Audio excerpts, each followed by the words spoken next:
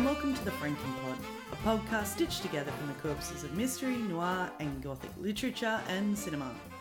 I'm Morgan, and today I was thinking about giving you a bit of a biography on the woman who created the science fiction genre, Mary Shelley. Mary Shelley was born Mary Godwin. She was the daughter of two highly regarded and critically acclaimed authors who, shock horror, were not married. In 1797, that was quite the scandal.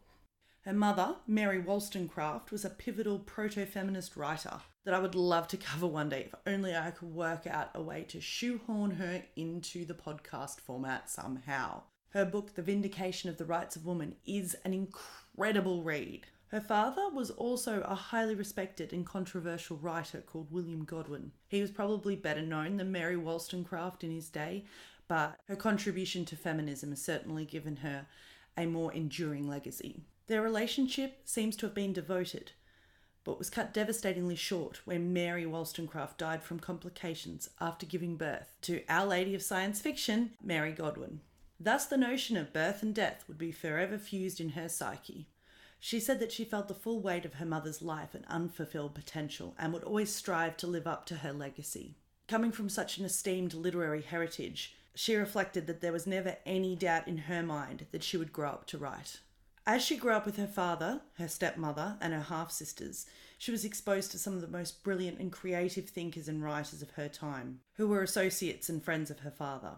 As the daughter of academic royalty, she was the subject of a lot of attention, not least so one young writer that orbited the Godwin household, Percy Shelley. Mary was 16 and Percy was 22 when they started their secret affair. For the early 1800s, that wasn't a huge age gap. But he was married and had one, soon to be two children. But Percy Shelley believed in free love, a view that was a point of pride for the young writer.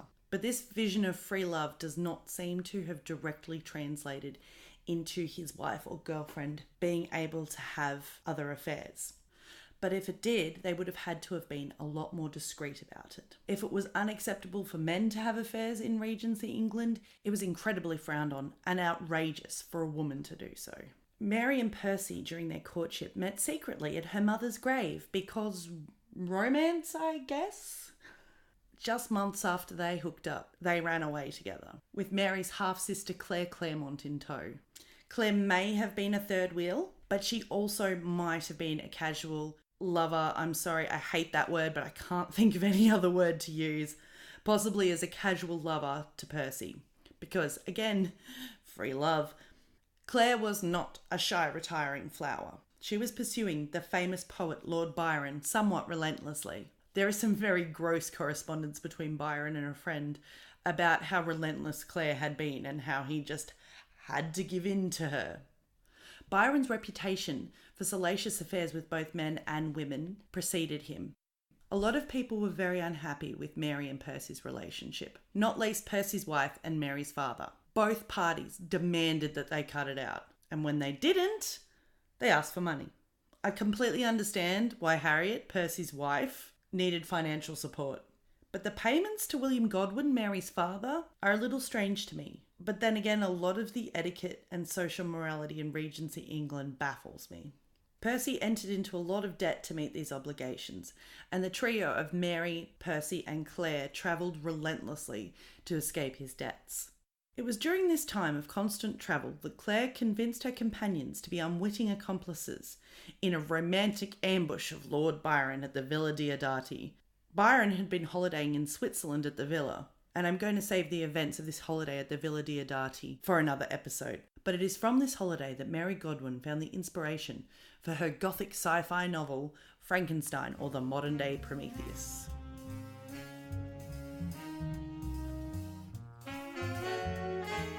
At the time of the lake holiday, Mary is 18.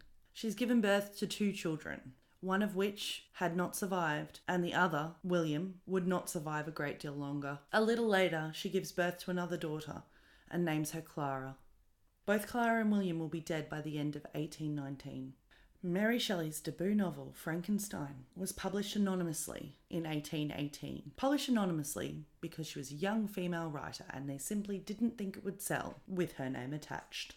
Mary's half-sister Fanny commits suicide, and shortly after that, Percy's wife Harriet also kills herself. She was pregnant with their third child. Harriet's death allows Percy and Mary to get married, and they do that very quickly. And her dad, who didn't really care all that much about marriage in his own personal life, decides that his daughter is now a respectable married woman, and they reunite. Mary Shelley, née Godwin, gave birth to her only surviving child, Percy Florence. But the small family unit would not be together for long. Tragedy struck again 3 years later. Percy, while on a sailing holiday with a friend, drowned in Italy. Due to quarantine laws, it was impossible for his body to be transported back to England. Absolutely devastated and left on her own with their young son, Mary would not be able to attend Percy's funeral. Literary lore has it that Percy's heart would not burn in the cremation, and one of his friends took the heart and gave it to another friend, who then gave it to Mary. But it is now thought that it wasn't a heart, it was Percy's waterlogged liver that would not burn. Either way, the thought of it being her dead husband's heart gave Mary some kind of solace in a very dark time, and she wrapped it in silk and kept it in her writing case until her dying day.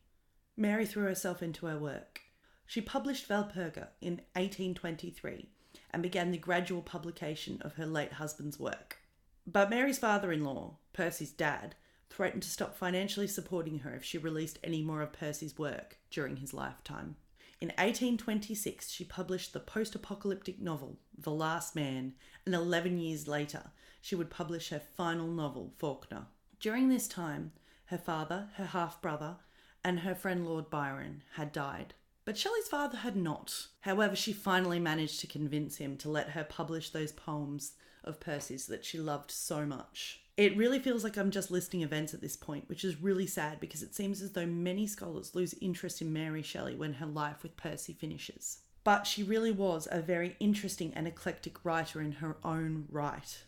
In 1831, she releases a revised edition of Frankenstein with a very interesting introduction.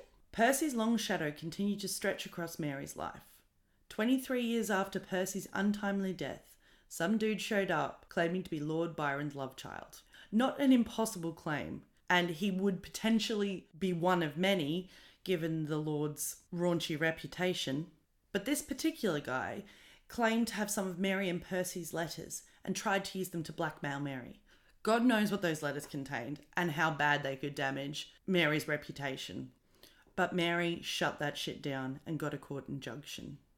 In 1851, at the age of 54, Mary Godwin Shelley succumbed to what could have been a brain tumour and was buried at St. Peter's in Bournemouth, between her two parents who were moved just for this occasion. I'm not entirely sure what Mary's stepmother's family would have thought of this, but either way, both parents were dug up and plopped next to Mary.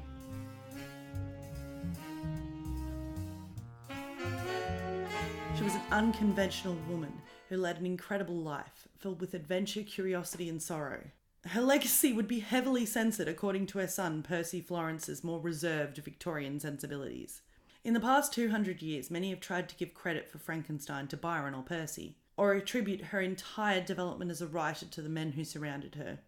But recently, people have finally come to accept her authorship and to view her texts as remarkable novels from a remarkable woman, at least one written at an alarmingly young age. If you are looking for a more complete biography of Mary Shelley, I would highly recommend Romantic Outlaws. It interweaves Mary Shelley's story with the incredible life of her mother, Mary Wollstonecraft. Head to thefrankenpod.wordpress.com for links and sources that I used for this episode. Also, a couple of stunning paintings because Regency and Victorian artists loved painting poets. Follow us on Twitter at The Frankenpod, where I awkwardly try to humour. And please get in touch if you have any additions, suggestions or corrections. We'll see you next week to discuss Dorian Gray.